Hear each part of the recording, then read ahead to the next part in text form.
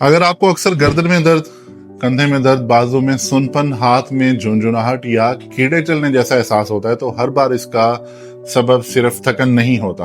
अगर आप रोजाना घंटों मोबाइल, लैपटॉप या कंप्यूटर पर गर्दन झुकाकर काम करते हैं तो मुमकिन है कि आप खुद अपनी गर्दन और नर्व्स पर एक्स्ट्रा प्रेशर डाल रहे हों और आहिस्ता आहिस्ता ये मसला दर्द से सुनपन और कमजोरी तक पहुंच सकता है। लेकिन यहाँ एक कंफ्यूजन बहुत कॉमन है कि क्या बाजू और हाथ का सुन होना गर्दन की प्रॉब्लम है या फिर कलाई की। आज की इस वीडियो में आपको सिंपल तरीके से बताऊंगा कि गर्दन से निकलने वाली नर्व का मसला और कार्पल टनल सिंड्रोम में फर्क क्या है, किस सिम्टम को इग्नोर नहीं करना चाहिए, मोबाइल और लैपटॉप किस तरह प्रॉब्लम को बढ़ा सकते हैं और ट्रीटमेंट किस स्टेज पर जरूरी हो जाती है। मैं हूं डॉक्टर मोहम्मद उमैर और आज हम बात करेंगे गर्दन, कंधे, बाजू और हाथ के दर्द, सुनपन और झुनझुनाहट के असल सबब की। सबसे पहले ये मसला इतना कॉमन क्यों हो गया है? आजकल शायद ही कोई ऐसा शख्स मिले जो कभी ना कभी गर्दन, कंधे या बाजू के दर्द की शिकायत ना करता। पहले ये प्रॉब्लम ज्यादातर बड़ी उम्र के लोगों में देखी जाती थी, लेकिन अब यंग अडल्ट्स में भी ये कॉमन कंप्लेंट्स हो गई हैं। इसकी एक बड़ी वजह हमारा मॉडर्न लाइफस्टाइल है। Mobile, laptop, computer, freelancing, editing, office work और घंटों एक ही पोस्चर में बैठना, ये सब हमारी गर्दन और शोल्डर्स पर एक्स्ट्रा स्ट्रेस डाल सकते हैं। लेकिन यहाँ एक इम्पोर्टेंट पॉइंट समझना जरूरी है कि हर बाजू का दर्द गर्दन की वजह से नहीं होता। आमतौर पर दो पॉसिबिलिटीज होती हैं। नंबर 1, सर्वाइकल स्पाइन या गर्दन से रिलेटेड नर्व प्रॉब्लम, या नंबर 2 में रिस्ट में नर्व कंप्रेशन, जिसे कार्पल टनल सिंड्रोम कहा जाता है। अब इन दोनों को सिंपल तरीके से समझते हैं। नंबर 1 पर है गर्दन की प्रॉब्लम से बाजू में दर्द और सुनपन का होना। हमारी गर्दन में 7 सर्वाइकल वर्टिब्रे होते हैं। इन वर्टिब्रे के दरमियान डिस्क होती हैं और स्पाइनल कॉर्ड से नर्व निकलकर दोनों बाजुओं की तरफ जाती हैं। ये नर्व्स हमारे बाजू और हाथ की सेंसेशन और उनकी मूवमेंट में अहम किरदार अदा करती हैं। इसलिए गर्दन में प्रॉब्लम हो, जैसे डिस्क डिजेनरेशन, डिस्क बल्ज या हेरिनेशन, नर्व कंप्रेशन, मसल स्पैज्म या टाइटनेस, सर्वाइकल स्पैन के दूसरे प्रॉब्लम्स हो, तो इसका असर सिर्फ गर्दन तक लिमिटेड नहीं रहता। पेशेंट्स को कंधे, शोल्डर ब्लेड, बाजू और कभी कभी हाथ तक दर्द, झुनझुनाहट, सुनपन या वीकनेस महसूस हो सकती है। यानी कभी कभी जिस दर्द को हम हाथ का मसला समझ रहे होते हैं, असल प्रॉब्लम गर्दन में होती है। लेकिन यही दूसरा मसला भी बहुत अहम है, कार्पल टनल सिंड्रोम, जिसे CTS कहा जाता है। अब अगर आपके हाथ में खास पैटर्न के साथ सुनपन, झुनझुनाहट, दर्द या फिर कमजोरी हो रही हो तो रिस्ट की नर्व कंप्रेशन भी पॉसिबिलिटी हो सकती है। इसे हम कार्पल टनल सिंड्रोम भी कहते हैं। आपकी रिस्ट के अंदर नैरो पैसेज होता है जिसे कार्पल टनल कहा जाता है। इस टनल में मेडियन नर्व गुजरती हैं। जब किसी वजह से इस नर्व पर प्रेशर बढ़ता है तो हाथ की कुछ उंगलियों में सिम्टम्स शुरू हो सकती हैं। आमतौर पर सिम्टम्स अंगूठे, इंडेक्स फिंगर, मिडल फिंगर और रिंग फिंगर के एक हिस्से में ज्यादा महसूस होती हैं।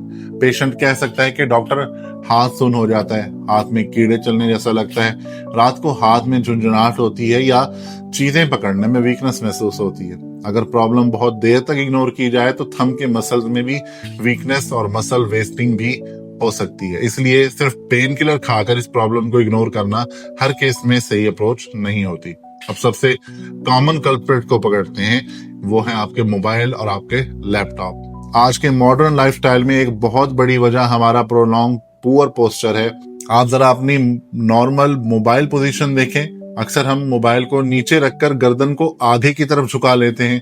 इसी तरह लैपटॉप पर काम करते वक्त सर आगे आ जाता है और शोल्डर्स राउंड हो जाते हैं। जब गर्दन न्यूट्रल पोजीशन में होती है तो मसल पर लोड रिलेटिवली कम होता है। लेकिन जैसे जैसे सर आगे झुकता है, नेक मसल्स को सर को सपोर्ट करने के लिए ज्यादा मेहनत करनी पड़ती है। इसी वजह से प्रोलॉन्ग्ड फॉरवर्ड हेड पोस्चर से नेक और शोल्डर मसल में स्ट्रेन, स्टिफनेस और डिस्कम्फर्ट बढ़ सकता है।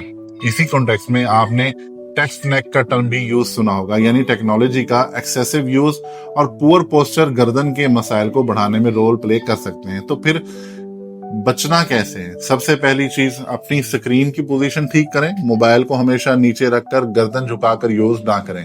कोशिश करें कि स्क्रीन आई लेवल के करीब हो। लैपटॉप या कंप्यूटर पर काम करते वक्त स्क्रीन की हाइट और चेयर टेबल की पोजीशन ऐसी रखें कि गर्दन कॉन्स्टेंटली नीचे ना झुकी रहे। एक ही पोस्चर में घंटों ना बैठें, हर कुछ देर बाद अपनी पोजीशन को चेंज करते हैं। थोड़ी सी वॉक करें, शोल्डर्स को रिलैक्स करें, गर्दन को जेंटली मूव करें, एक्सरसाइज को रूटीन का हिस्सा बनाएं। नेक और अपर बैक मसल्स की अप्रोप्रिएट स्ट्रेंथनिंग और मोबिलिटी एक्सरसाइज मसल्स को सपोर्ट कर सकती हैं, लेकिन अगर एक्सरसाइज करते वक्त पेन, नमनेस या वीकनेस बढ़ रही हो तो जबरदस्ती एक्सरसाइज ना करें। पहले मेडिकल असेसमेंट जरूरी हो सकती है। इसकी ट्रीटमेंट क्या हो सकती है?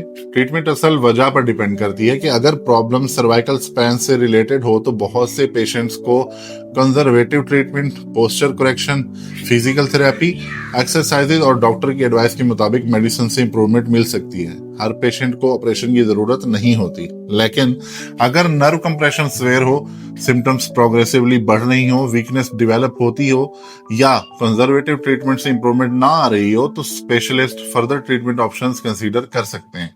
कार्पल टनल सिंड्रोम में डायग्नोसिस कैसे होती है?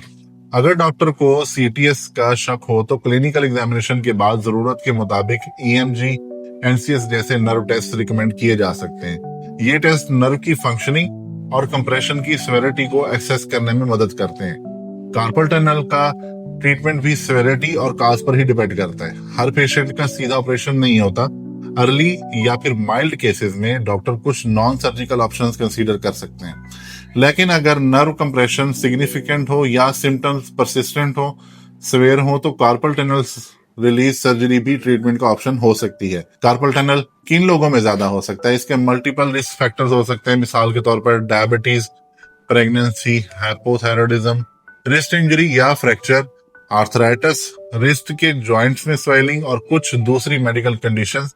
इसलिए अगर सिम्टम्स रिपीटेडली आ रहे हो तो असल कॉज आइडेंटिफाई करना अहम होता है। सबसे अहम मैसेज यहाँ पर कि अगर आपको गर्दन में दर्द और साथ ही कंधे में दर्द और साथ ही बाजू में झंझनाहट हो या फिर हाथ में सुनपन, कीड़े चलना या वीकनेस महसूस हो रही हो तो इसे सिर्फ थकन कहकर महीनों तक इग्नोर ना करें, क्योंकि गर्दन की नर्व प्रॉब्लम और सीटीएस के सिम्टम्स कुछ हद तक मिलते जुलते हो सकते हैं, लेकिन दोनों की लोकेशन और ट्रीटमेंट डिफरेंट हो सकती है। और अगर हाथ या बाजू की वीकनेस बढ़ रही हो, चीजें हाथ से गिरने लगती हो, मसल वेस्टिंग नजर आ रही हो या सिम्टम्स कंटिन्यूअसली शदीद हो रही हो तो मेडिकल इवैल्यूएशन डिले नहीं करनी चाहिए। एंड में एक सिंपल सा रूल याद करें कि स्क्रीन को आई लेवल के करीब रखें, गर्दन को अननेसेसरीली आगे ना झुकाएं, लॉन्ग सिटिंग को ब्रेक्स के साथ मैनेज करें और अपनी रूटीन में अप्रोप्रिएट एक्सरसाइज जरूर शामिल करें। छोटी सी पोस्चर करेक्शन आपके फ्यूचर को बहुत से नेक और शोल्डर प्रॉब्लम से बचाने में मदद कर सकती है। अगर आपको इस टॉपिक के हवाले से कोई स्पेसिफिक सिम्टम है, गर्दन का दर्द, कंधे का दर्द, बाजू का सुन होना या हाथ में झुंझुनाहट, तो कमेंट में आप अपना सिम्टम जरूर बताइए। मैं कोशिश करूंगा कि अपनी अगली वीडियो में आपकी कॉमन क्वेश्चन के सिंपल मेडिकल लैंग्वेज में एक्सप्लेन कर दूं। अगर आपको हमारी वीडियो पसंद आई हो तो हमारी वीडियो को लाइक कीजिए, कमेंट कीजिए और हमारे चैनल प्रो हेल्थ फार्मासिस्ट को जरूर सब्सक्राइब कर लीजिए ताकि हेल्थ रिलेटेड वीडियोस टाइमली आप तक पहुंच सके। मिलते हैं अगली वीडियो में। अल्लाह हाफिज।